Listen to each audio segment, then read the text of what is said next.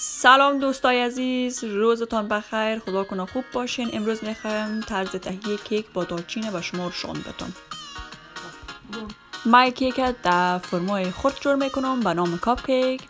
مگم شما میتونین در رقم فرمی که بخواین در فرم داش میتونین جور کنین. مواد لازمی ما از 550 گرم آرد، 550 گرم بوره، 700 میلی لیتر شیر ترش،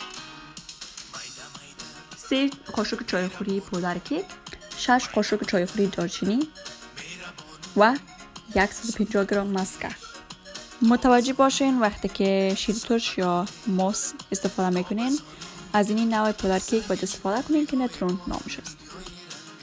دوستای عزیز متوجه باشین که طریق میکس کردن کیک از ایگو کیک فرق داره، از خاطر که تخم استفاده نمیکنین. به خاطر که کیک ما تختگک نیاید باید مواد کم کم و آیستا آیستا میکس کنیم.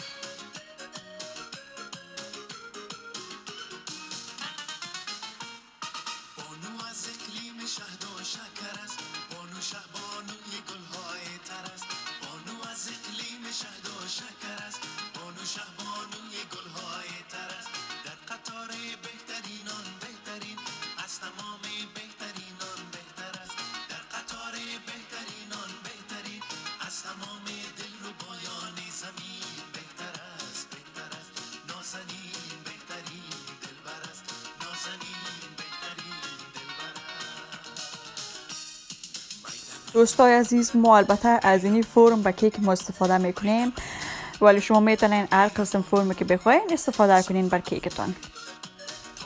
مثلا میتونین کل موادتون در قالب کلان پرتین و یک کیک کلان جورش کنین. کیک ما را در درجه 190 30 دقیقه پخته میکنیم.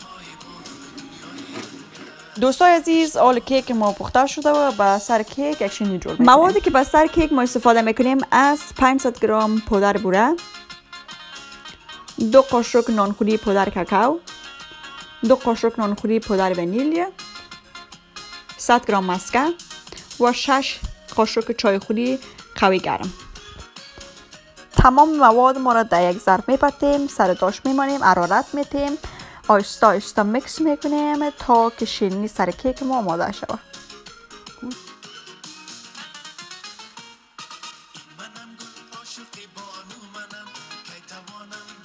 شیرینی سر کیک ما آماده شده که میبینین و هر قسم که بخواین در اندازه که بخواین میتونین سر کیکتان بزنین.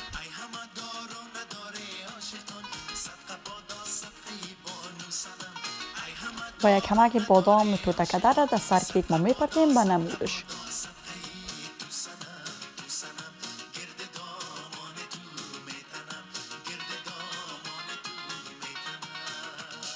تشکر از اینکه ویدیوی ما را دیدین دوستای عزیز. تا ویدیوی بعدی، خداحافظ.